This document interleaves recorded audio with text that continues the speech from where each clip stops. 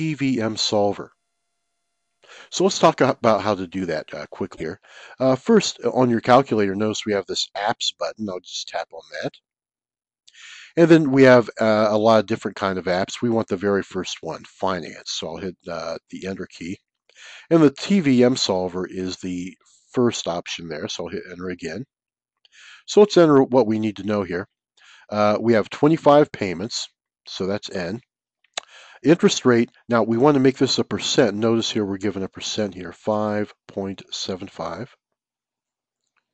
And then we're not concerned with the present value. The payment, I'm going to make this a negative sign because I think of that as money going out. We're looking for the future value, right? So where I have the cursor now, that's what we're looking for. We'll get to that in a minute. The payments per year, 1, and the cost per year, but we're really not concerned about that. And notice at the very bottom line here, it says PMT, end and begin. Well, we always want to have that on end because in this section, we're always talking about an ordinary annuity. Okay, so we're looking for the future value here. So to get that, all we have to do is to hit the alpha key and then hit enter. And notice here in the green, it says solve right there. So if we do that, notice what we get.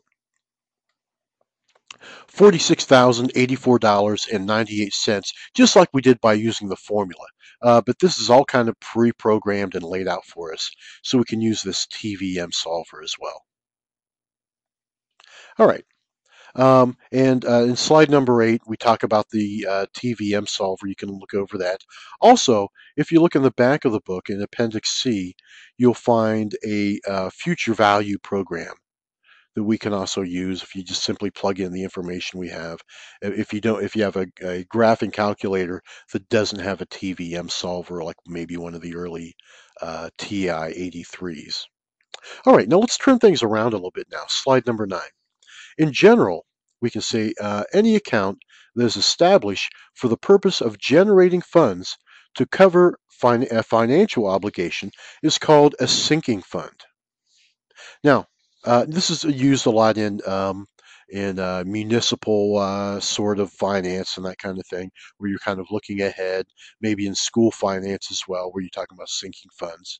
And so notice here the formula for the sinking fund, and look what we did. We took the future value formula and we simply solved it for the payment. So we took the inverse, the reciprocal, pardon me, of the periodic constant, the S angle I fraction, and then we have the future value on the right now because that's what the value we're going to be putting in. So this will give us for some future value that we want to have, and for some interest rate and some payment period, we'll find the necessary payment to make all that happen. All right, so let's take a look at an example of this now in slide number 10. It says here for his retirement, Dave wants to have a $250,000 in a 403B account 25 years from now. A 403B account is very much like a 401k. It just goes by a different name. It's used for different kind of clientele. How much should he deposit each month in the account, which yields 5.25% interest, which is compounded monthly? So in other words, how big are your monthly payments going to have to be so you have a $250,000 in this account after 25 years? All right.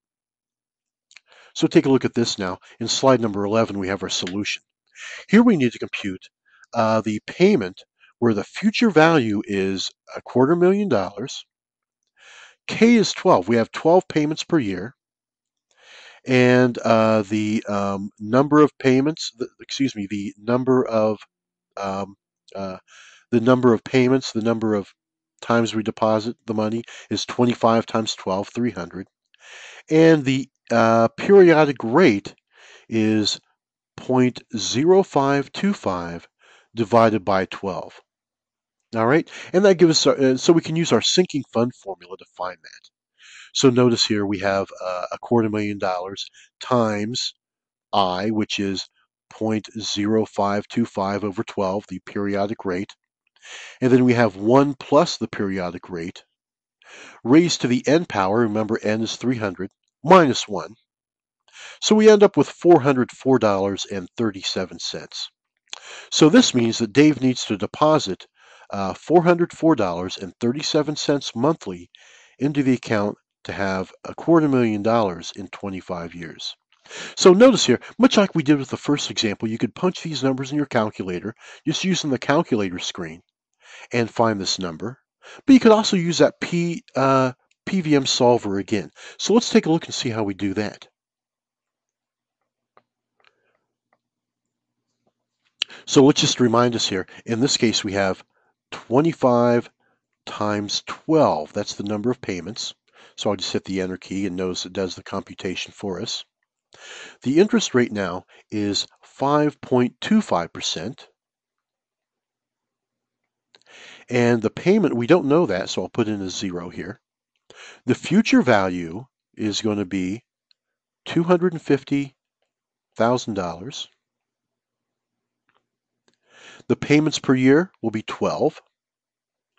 And again, the payments are made at the end of the month. It's an ordinary annuity. And so what we want to do is to find this payment amount. And so again, I'll do what I did before. I'll tap on the alpha key and then hit enter.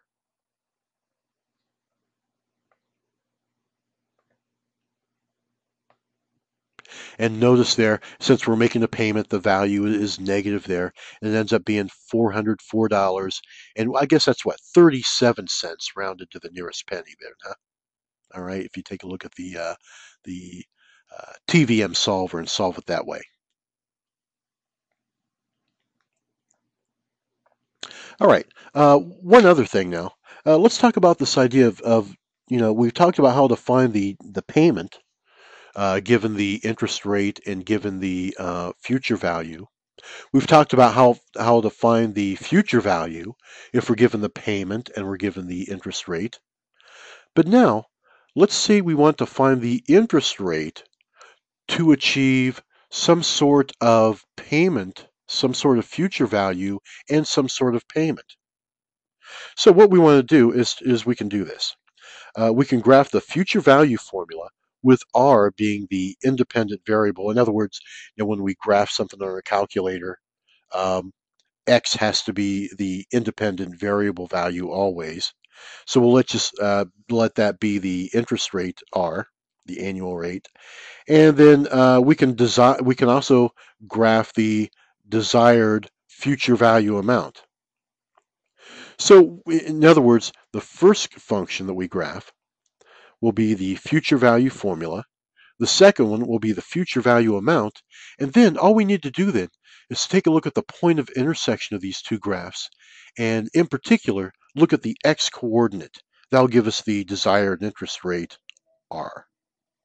All right, let's try one of these now and see how that works.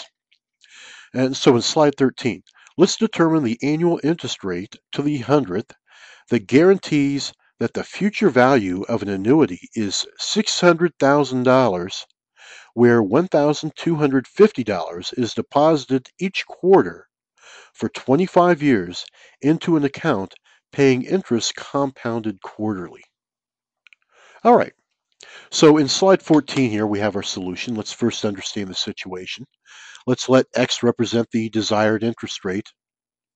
And so knowing that the payment is $1,250 and K is 4, we have 100 payments, right? 25 times 4. Remember, the interest was compounded quarterly. Notice here the function we get. Y sub 1 is 1,250, the payment amount. And then we have 1 plus, remember, X is the R, the annual interest rate.